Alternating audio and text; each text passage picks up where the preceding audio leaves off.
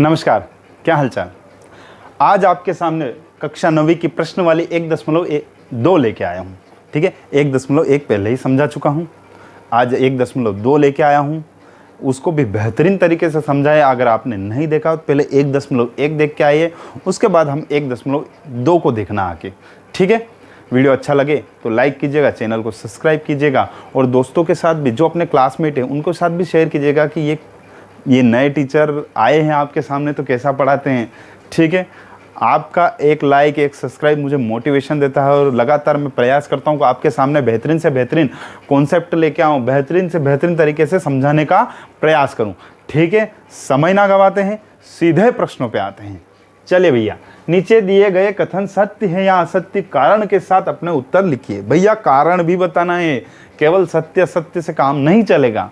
ठीक है, क्या बोल रहा है, प्रत्येक अपरिमेय संख्या एक वास्तविक संख्या होती है। ओहो, हरिओम सर ने तो परिमेय संख्या पढ़ाया है, अपरिमेय संख्या पढ़ाया है, प्राकृतिक संख्या पढ़ाया है, पूर्ण पढ़ाया है, पूर्णांक पढ़ाया है। अगर नहीं पढ़ाए तो वीडियो जाके देख लेना, मेरा वीडियो इसके बारे में जितने भी होता है ना, प्राकृतिक संख्या से प्रारंभ करके मैंने जितना हो सके मेरे से उतना पूरा कवर करने का कोशिश करा है। ठीक है, ऐसे ही आते हैं। अब ये बोल रहा है एक वास्तविक संख्या, नया शब्द आया है कि सर आपने इसकी परिभाषा तो आपने पढ़ाई ही नहीं कि ये क्या होता है। ठीक है भैया, चूक हो गई, रह गया, इसको पहले पढ़ाता हूँ कि वास्तविक संख्या होती क्या है। जरा आप समझिए बात को। मैंने आपको प्राकृतिक संख्या पढ़ाई, पूर्ण पढ़ाया, पूर्णांक पढ़ाया, परिमेय पढ़ाया, अपरिमेय पढ़ाया, है ना, और क्या सम संख्यान, विषम संख्यान, भाज्य संख्या, अभाज्य संख्या, सब पढ़ाया ना। वास्तविक संख्या इन सभी से ही मिलके बनी है, मतलब वास्तविक संख्या के अंतर्गत ये सभी आते हैं। सीधी बात, वास्तविक संख्या वह संख्या जिसके अंतर्गत प्राकृतिक संख्या, पूर्ण संख्या, पूर्णांक संख्या, परिमेय संख्या, अपरिमेय संख्या, भाज्य संख्या, विभाज्य संख्या, जो भी है सब इसके अंतर्गत है, वो होता है वास्तविक संख्या। ठीक है, अब आते हैं, प्रत्येक अपरिमेय संख्या एक वास्तविक संख्या है। अभी परिभाषा में समझाया मैंने, समझाया ना कि ये जितने भी भाग हैं ये सब इसके अंतर्गत आते हैं, है ना, परिमेय अपरिमेय जो भी है। तो क्या है, ये तो सत्य हो गया यार, आता है बिल्कुल, अपरिमेय संख्या वास्तविक संख्या के अंतर्गत आता है। तो लिखो पहले का सत्य, सत्य, क्योंकि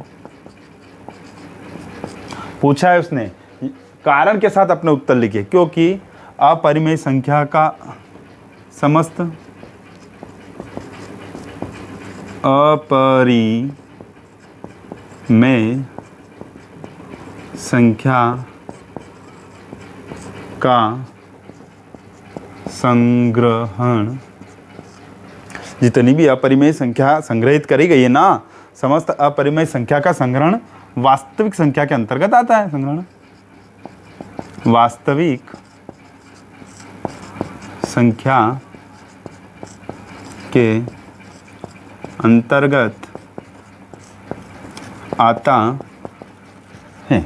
ठीक है, यह हो गया, है ना, समस्त क्योंकि समस्त अपरिमेय संख्या, जो अपरिमेय संख्या का ग्रुप है ना, वो पूरा का पूरा इसमें वास्तविक संख्या के अंतर्गत आता है। परिमेय संख्या का भी पूरा ग्रुप आता है, प्राकृतिक संख्या का भी पूरा ग्रुप आता है। ठीक है, समझ बात को, है ना।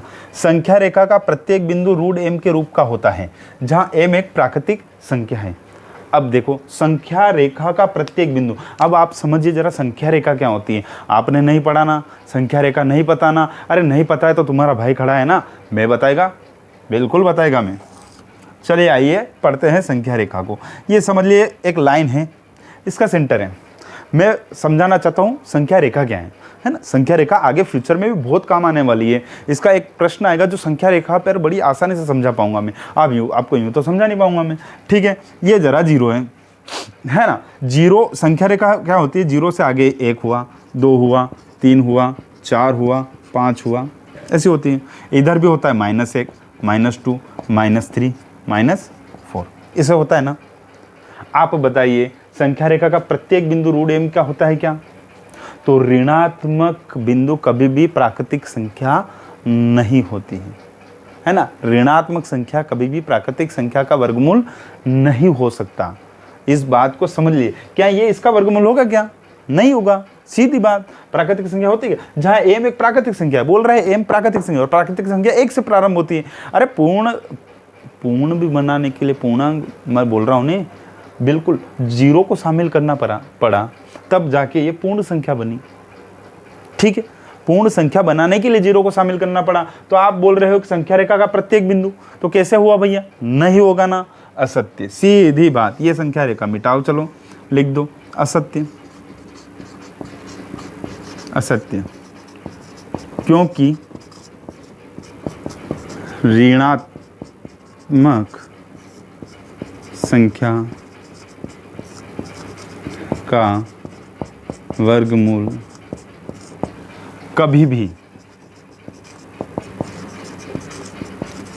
प्राकृतिक संख्या नहीं होता है। चलो भैया, ये भी खत्म।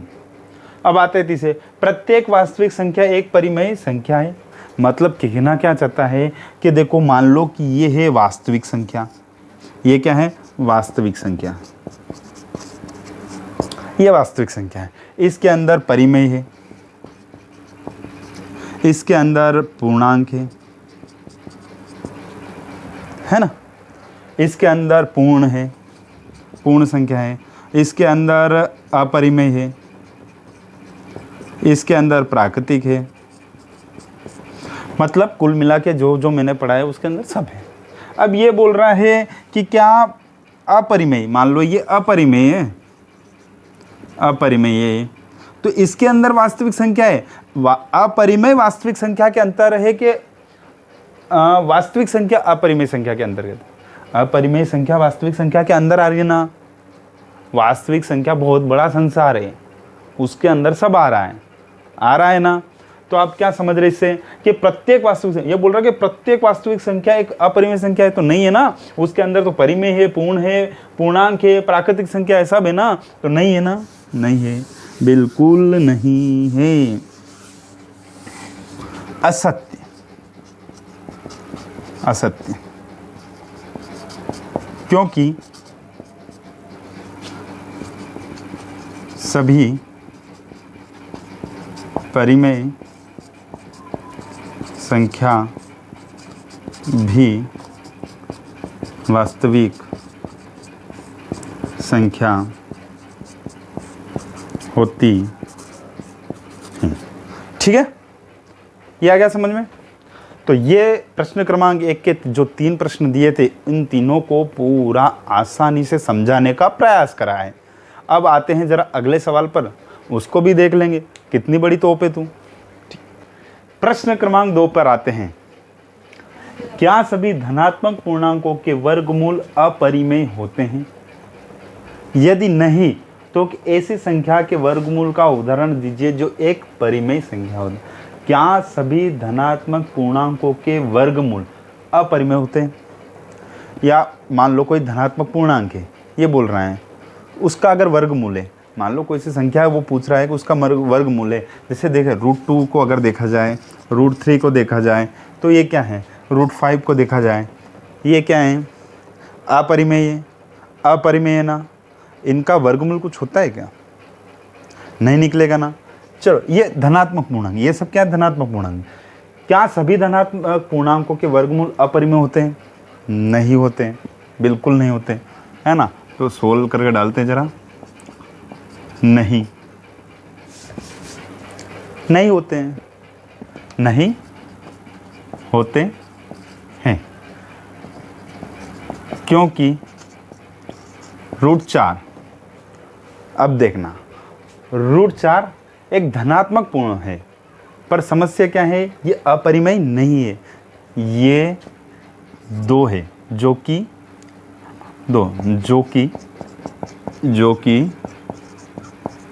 परिमेय है ना। परिमेय है कि नहीं है? चलो, इसकी जगह 9 होता तो इसका 3 आता, ये भी परिमेय होता, है ना। इसकी जगह मान लो 16 हुआ, 4 परिमेय।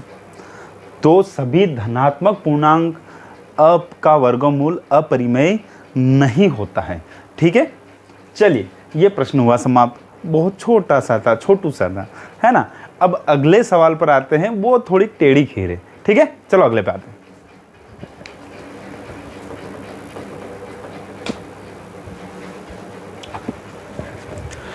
चलिए जरा प्रश्न क्रमांक 3 पर आते हैं। क्या बोल रहा है, दिखाइए संख्या रेखा पर √5 को किस प्रकार निरूपित किया जा सकता है। चलो भैया, हमने तो क्या पढ़ा था, आपको पहले ही बता दूं। हमने एक संख्या रेखा खींची ऐसी, मैंने ऐसे नॉर्मली समझाने के लिए खींच दी थी संख्या रेखा। ठीक है, संख्या रेखा खींची, यहाँ सेंटर में 0 लिया है ना, यहाँ 1 आया, यहाँ 2 आया, यहाँ 3 आया, यहाँ 4 आया। ठीक है, इस प्रकार से यहाँ 5 आया। ऐसे संख्या रेखा अनंत तक होती है, मैं आपको बता दूं। आप कितना ही डालते जाओ, लिखते जाओ लिखते जाओ। ठीक है, यहाँ -1 आया, यहाँ -2 आया, यहाँ -3 आया। ठीक है, यहाँ -4 आया ना। यहाँ तक ये समझ में आ रहा है ना कि ये संख्या रेखा है। देखो इस वाले में क्या होगा कि आपको प्रकार की आवश्यकता लगेगी। स्केल से पहले लाइन खींचना है आपको, बिल्कुल। मैं आपको हो सकेगा तो इसका कुछ ऐसा वीडियो, छोटा सा वीडियो बना के भी डाल दूंगा प्रश्न क्रमांक 3 के लिए, जिसको मैं स्केल से आपको प्रकार की सहायता से समझाते हुए भी वीडियो डाल दूंगा। आप अभी मान लीजिए कि ये प्रकार की सहायता से ही समझा रहा हूँ। पहले स्केल लिया, लाइन खींची, संख्या रेखा पे संख्या अंकित कर दी, इतना कर दिया ना। अब ये बोल रहा है दिखाइए संख्या रेखा पर √5 को किस प्रकार निरूपित किया जाता है। जरा आपने पाइथागोरस प्रमेय पढ़ी है कि नहीं पढ़ी? पाइथागोरस प्रमेय है ना। चलो पहले तो 16 लिखते हैं इसको। संख्या रेखा पर √5 का, संख्या रेखा पर √5, ठीक है, इतना ही लिख दो, कोई दिक्कत नहीं है ना। अब √5 बताना संख्या रेखा पर। सबसे पहले क्या करते हैं, इसको हम एक काम करते हैं, O मान लेते हैं ना। 0 है सही, O मान लेते हैं, ABCD का O मान लेते हैं, O माना। ठीक है, अब पाइथागोरस प्रमेय पढ़िए, है ना। पाइथागोरस प्रमेय क्या कहती है कि कर्ण का वर्ग बराबर लंब का वर्ग प्लस आधार का वर्ग, कहती है ना पाइथागोरस प्रमेय। एक छोटा सा लेते हैं, आपकी एक समझाता हूँ, बेहतरीन तरीके से समझाता हूँ, है ना। क्या समझाता हूँ, आपका उदाहरण है ना, उदाहरण है, उसमें बोला है कि √2 को निरूपित कीजिए। क्या बोला है, √2 को निरूपित करने का बोला है। तो पहले √2 को निरूपित करके बता देता हूँ ना, तो आपके लिए बहुत आसान होगा। क्या करना है, सबसे पहले संख्या रेखा पे 0 माना। अब √2 पे वो उसने बोला है कि √2 को निरूपित करना। अब √2 को निरूपित करने के लिए उसने क्या करा, सबसे पहले कि एक समान लंबाई ले ली, 1 ले लिया। ठीक है, उसने यहाँ पर, यहाँ से स्केल से नापा 1 सेंटीमीटर ऊपर, यहाँ पर 1 ले लिया। जितनी दूरी ये ली ना, उतनी दूरी उसने ये ले ली, है ना। प्रकार की सहायता से, स्केल की सहायता से आपको इसको सोल्व करना है। चलो भैया, ये लिया, ठीक है ना। इसको नाम दे दिया, मान लो P दे दिया, इसको नाम दे दिया B दे दिया, है ना, कुछ भी नाम दे देते। इसको P दे देते हैं, इसको B दे देते, चलो, है ना। अब उसने क्या करा कि इनको मिला दिया। यहाँ यूँ करते हैं कि उसने एक समान आकृति ले ली, यहाँ से ये से ऐसे, अपन भी ले लेते, चलो एक समान आकृति, एक ये भी एक, ये भी एक, ये भी 1 सेंटीमीटर, 1 सेंटीमीटर समान आकृति ले ली, है ना, ले ली। अब उसने यहाँ से यहाँ यूँ, इसको मान लो एक त्रिज्या खींची उसने, ये एक तरीके से त्रिज्या ही है ना। जब चाप कटेगा ना, प्रकार यहाँ रखाएगा और इसकी सहायता ही कटेगा, तो वो क्या आएगा, त्रिज्या ही एक तरीके से। तो ऐसे त्रिज्या रख के जब वो काटेगा ना, यहाँ से प्रकार रखाएगा, प्रकार की सहायता से काटेगा, ऐसे ये इस प्रकार से कटेगा। तो ये जो कटान बिंदु यहाँ आ रहा है ना, यही तो है √2, जो 1 से ज़्यादा है पर 2 से कम है ना। ये आ गया √2 आपके। इसी प्रकार से चाप काटना है, चाप काटने पर √2 प्राप्त हो जाएगा, हुआ ना। ऐसे ही अपने को मान लो 5 करना। अब ये √2 कैसे प्राप्त हुआ, आप ये भी प्रश्न पूछ लोगे, अरे सर ये कैसे हुआ, आप कुछ भी कर दो क्या यहाँ। बेलो देखो, समान आकृति ली ना, तो जब ये समान है तो ये भी समान होंगे आपस में, हुए ना, है ना। तो मान लो ये क्या बोल रहा है कि कर्ण का वर्ग, है ना, ये सॉरी है ना, इसके जो विकर्ण है वो समान नहीं होंगे, ठीक है, गलती हुई बोलने में, माय मिस्टेक, ठीक है, ओके। ये जो लंब है ना, ये 1 सेंटीमीटर लिया हमने, ये 1 सेंटीमीटर है। हम बोल रहे हैं पाइथागोरस प्रमेय, पाइथागोरस प्रमेय अनुसार, पाइथागोरस प्रमेय के अनुसार कर्ण का वर्ग, मतलब ये कर्ण हो गया ना, ये आकृति कुछ ऐसी निकल के आ रही ना, तो ये तो पता करना है हमें, ये तो हमारे पास एक ही एक है, तो कर्ण का वर्ग तो ऐसा कैसा रहने दो, ठीक है। ये लंब क्या है, एक है, आधार क्या है, इसका वर्ग कर रहे हैं, एक है, इसका वर्ग कर रहे हैं, 1 + 1 क्या हो गया, 2 हो गया ना, पर ये तो कर्ण वर्ग में, कर्ण का वर्ग पूछ रहे थे अपन, है ना, ठीक है, ये बराबर रख लेना, कर्ण का वर्ग पूछ रहे थे इसलिए कर्ण बराबर √2 हो गया ना, आया √2। पर इस बार हमें क्या लाना है, √5 लाना है। अब √5 कैसे आएगा, ये तो अब आगे सिद्ध करके बताना है। ये एक नॉर्मली उदाहरण के तौर पे समझाया ताकि आप उदाहरण देखोगे तो आसानी से समझ जाओ कैसे उसने चाप काटा है, कैसे उसके आया है ना, कि OB बराबर एक OB है ना, नाप का एक त्रिज्या ले ली इन्होंने, एक तरीके से त्रिज्या ये जब वृत्त पूरा घुमा देंगे तो वृत्त बन जाता है, तो एक तरीके से त्रिज्या ये लेके पूरा घुमाया तब जाके सोल्व हुआ, तब जाके आंसर आया कि √2 लाना है तो कैसे लाएंगे, है ना। चलो इसको मिटा दे दो, हमें इसको रफ कर देते जरा भैया, इसको भी कर देते हैं। हमें संख्या रेखा पर क्या प्राप्त करना है, √5 प्राप्त करना है। चलो भैया सबसे पहले तो ये हमने O माना, ठीक है, जो मान रहे वो लिख भी देना, कोई दिक्कत नहीं, बढ़िया है ना, इसको बाद में यूज़ करेंगे, ठीक है, इसको भी हटा देते हैं, है ना। ये हमारे पास एक है, इसको भी हटाओ भैया, चलो ठीक है ना, अब किसी का काम नहीं, सब सही हो गया। अब √5 को निरूपित करना है। देखो पाइथागोरस प्रमेय में क्या हो रहा है कि √5 को निरूपित करना, तब उसमें क्या करेंगे, वो कैसे निरूपण होगा, वो तो अधिक है ना, है ना।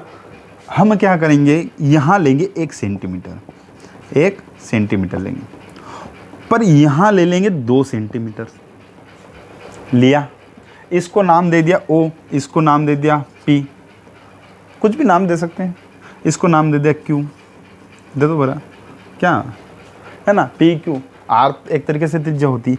अब हमें इस लंबाई का चाप लेना है, किस लंबाई का, इस लंबाई का, इस लंबाई का चाप लेना है। प्रकार और स्केल का उपयोग होगा। मैं इसके लिए ज़रूरत पड़ी तो आप कमेंट कर देना कि सर ठीक से इसमें समझा नहीं आया, आप स्केल और प्रकार का प्रयोग करके ही हमें समझा दो, तो मैं वो भी आपके लिए वीडियो स्पेशली एक शॉर्ट बना के या वीडियो बना के आपको डाल दूंगा, तब आप बेहतरीन तरीके से इसको समझ जाओगे, ठीक है। ऐसा ही इसी नाप का लिया, चलो ज़रा ये नाप है ना, ये एक तरीके से त्रिज्या है, इसको मिला भी लो भले, ये ऐसे, ठीक है ना, मैं पेन से यूज़ कर रहा हूँ तो है ना, थोड़ा सा और होगा इसे, ठीक है। चलो यहाँ से ये नाप लिया और काटा चाप, इस प्रकार से कटेगा ना, ये थोड़ा सा हटा देते हैं, चलो भैया इस प्रकार से कटा। जो ये कटान बिंदु आ रहा है ना, मान लो ये T है, यही तो √5 है। अक्सर ये कैसे हो गया, तो ये 1 सेंटीमीटर लिया, ये 2 सेंटीमीटर लिया। पाइथागोरस प्रमेय अभी बोली मैंने, पाइथागोरस प्रमेय अभी जस्ट समझाया, कर्ण का वर्ग, कर्ण का वर्ग बराबर लंब का वर्ग प्लस आधार का वर्ग। लंब क्या दिया है, 2 सेंटीमीटर का वर्ग, आधार क्या दिया है, 1 सेंटीमीटर दिया है ना। ये आधार होता है, ये लंब होता है, लंब मतलब लंबाई, आधार मतलब जो आधार है ना, जो सरफेस, ये होता है कर्ण, ठीक है। चलो इसका तो हो गया 4 + 1, ये हो गया 5, पर इधर तो क्या चल रहा था, 1 का वर्ग 1 ही होता है, 2 का वर्ग 4 होता है, कर दिया। कर्ण चल रहा था ना, कर्ण वर्ग ऐसा चल रहा था ना, तो हटाओ जरा इसको, तो कर्ण बराबर क्या आ गया, √5 आया, यही तो पूछ रहा है, ये आ गया √5, ठीक है ना। संख्या रेखा पर इस प्रकार से √5 को संख्या रेखा पर इस प्रकार से √5 को निरूपित करेंगे।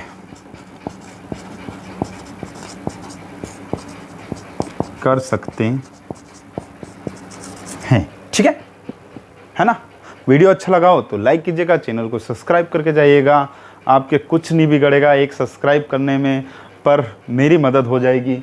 बड़ी मेहनत लगती है, बड़ा प्रयास करना पड़ता है ना, ठीक है। इसी के साथ ये प्रश्नवाली समाप्त हुई। कक्षा 9वीं की प्रश्न वाली 1.2 भी समाप्त हुई। ठीक है, जल्द मिलते हैं अगला पार्ट लेके, जिसमें 1.3 भी समझाने वाला हूँ, है ना। शांत दशमलव, अशांत दशमलव, इसकी दुनिया हिला देंगे, देखना बोले। ठीक है, जय श्री राम।